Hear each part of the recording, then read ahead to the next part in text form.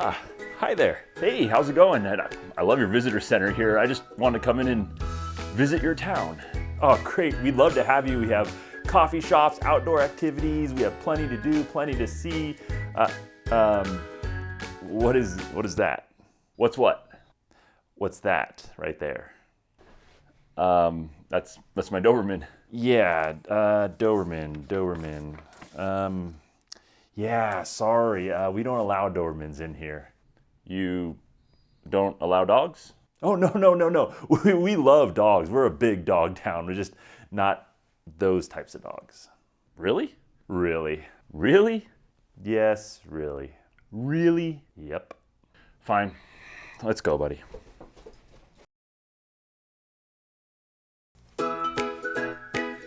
Hi, I'm back. Sorry about earlier. I left my Doberman at home. I'd like to come into your town now. Well, what's that then? That's my bee. You don't have a law against bees, do you? Let me check. Nope, nothing about bees. Great, I'm gonna head into your town now with my bee. Come on, little bee, let's go.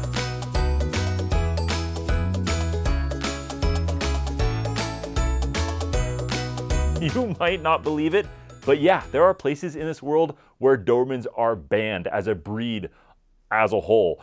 And your dog will be banned not just because of something your dog did, but because of the breed that your dog is and how they look like.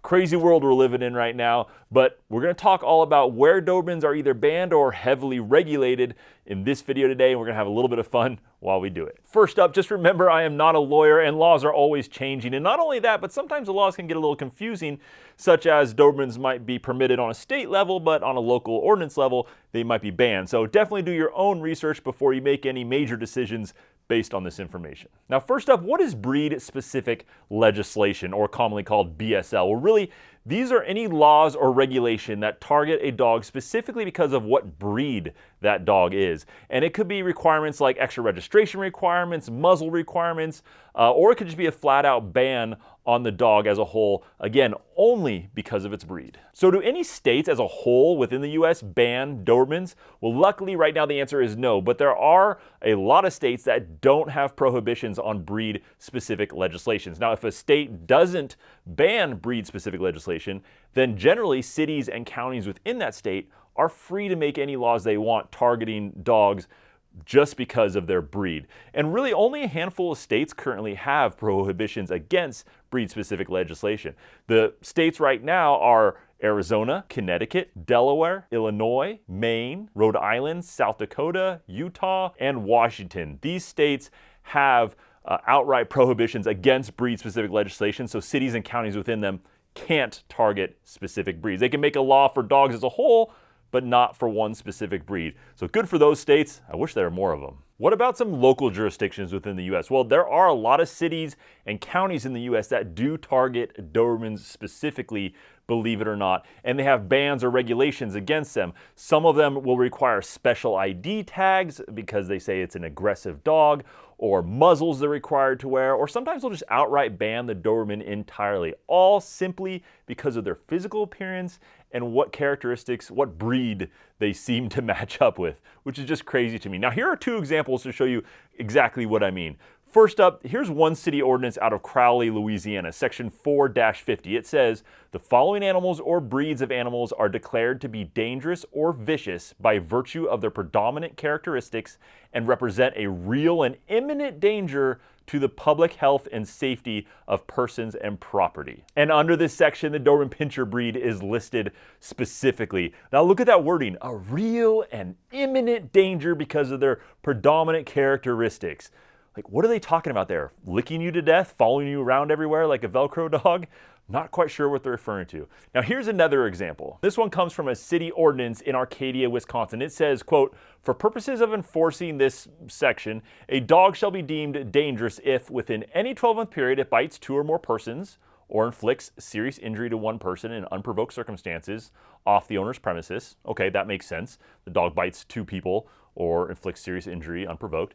A dog shall also, though, be deemed dangerous if it's any of the following breeds. And among those, there, Section E, Doberman Pinscher. Then it goes on to say that any dangerous dogs as defined by this section need special permits, muzzles while out in public, and a whole bunch of other requirements. Wow, it's really good to know that in Arcadia, Wisconsin, any other breed needs to bite and seriously injure two people unprovoked off of their owner's property in order to be considered as dangerous as a Doberman Pinscher that has done absolutely nothing wrong. Crazy, right? Okay, those are two short examples, but how common and how widespread is this? Well, the following states all have cities or counties within them, at least one, that specifically targets the Doberman breed by name.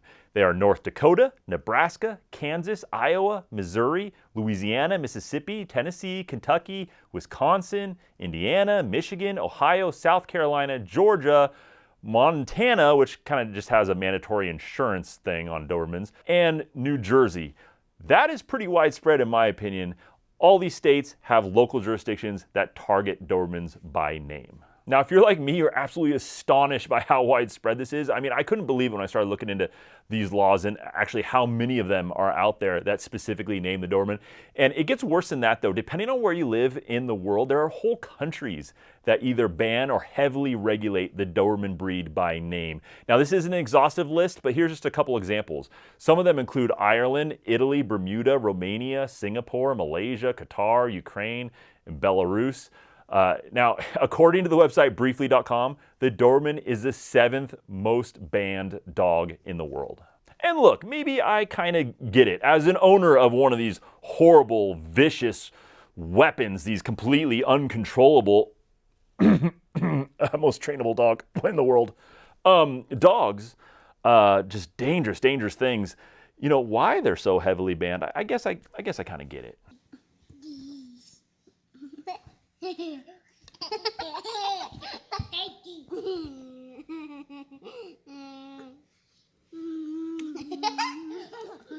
Now, as far as housing goes and where you live, that's really up to your landlord whether or not you can have a Doberman or not. A lot of apartment complexes out there, they don't want to be seen as one of those complexes that bans dogs specifically because of breed. So instead, they'll get around it a lot of times by having rules like no dogs over 25 pounds are permitted, except for in special circumstances. Now, a lot of times those special circumstances are things such as emotional support animals, or ESAs. Now, here at Doberman Planet, just for fun, we picked up the phone and we called a few of the more predominant apartment complexes to see what their rules are regarding Dobermans. And here's what we found. The first one we called was Stuytown Peter Cooper Village in New York City. This is the largest apartment complex in the United States.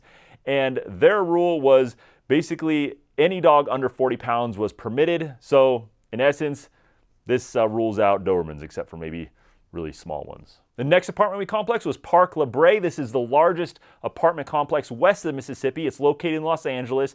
And they told us on the phone that they do ban Dobermans specifically. So Dobermans are not permitted there. And then just for fun, we called the New York City Housing Authority, and they told us that in their housing, the Doberman or any mixed breed that includes Doberman in that mix is banned from their housing unless they're grandfathered in before 2010. Okay, so does all this banning of Dobermans actually work? Does this keep people safer? Well, in Ireland in 1998, they enacted a breed-specific legislation regarding certain breeds, and one of them was the Doberman Pinscher. And among the regulations that they had and the rules for the Doberman was they must be muzzled at all times while in public, and a bunch of other rules. Well, surprisingly, from 1998, when this was enacted, up to 2013, dog bites as a whole in Ireland actually rose 51%. Also, in 2005, in Ontario, Canada, they tried something similar, but they actually went further and they outright banned certain pit bull type dogs. And of the ones that were already there, they had to be muzzled and that kind of thing, but no new pit bull dogs were allowed to come in there. Well, then in 2010, Toronto Humane Society actually did a survey and they found out that there was no change, zero change in the total number of dog bites before and after this regulation. In fact, guys, the ASPCA and the AKC are both strongly opposed to breed-specific legislation. And the Animals and Society Institute recently said in a paper in 2014, actually, while they're referring to a study of 256 different dog bite fatalities, that this quote, the study found no evidence that one kind of dog is more likely to injure a human being than another. And the Federation of Veterinarians in Europe says, quote, Although some countries have adopted breed-specific measures, there is no scientific or statistic evidence to suggest that these effectively reduce the frequency or severity of injuries to people. To date, no scientific criteria have been identified by which it can be determined that a dog is dangerous by simply describing its racial or other physical parameters. In my opinion, guys, it's just blindingly clear that breed-specific legislation doesn't work. It's not the dog, it's the owners themselves, and there's horrible owners of all different breeds out there. In fact, if you went to a given town and you banned the breed that was responsible for the most dog bites in that town, I would be willing to bet good money that those owners would just move on to other breeds, and then those breeds would start to become the problem breeds that are responsible for all the dog bites. It's just clear that this stuff doesn't work. Wow, I sure feel thankful and pretty lucky that the government is keeping me so safe from these horrible beasts. Guys, we really need to work together to change the public's perception of this breed as a whole. So sometime this week, if you own a Doberman, why not take your Doberman over to your neighbor's house or introduce him to someone new who's never met him before? And you'd be doing a lot for your dog, socializing him, but it'll also just be really good for the breed as a whole. Thank you so much for watching, guys. Keep being great Doberman breed ambassadors and spreading the word about these dogs. I think it makes a big difference in the long run. Don't forget to hit that subscribe button down below and the little bell icon. I would really appreciate it. And thanks for nerding out with me today on the whole Doberman topic. And let's do it again. How about next week? I'll see you then.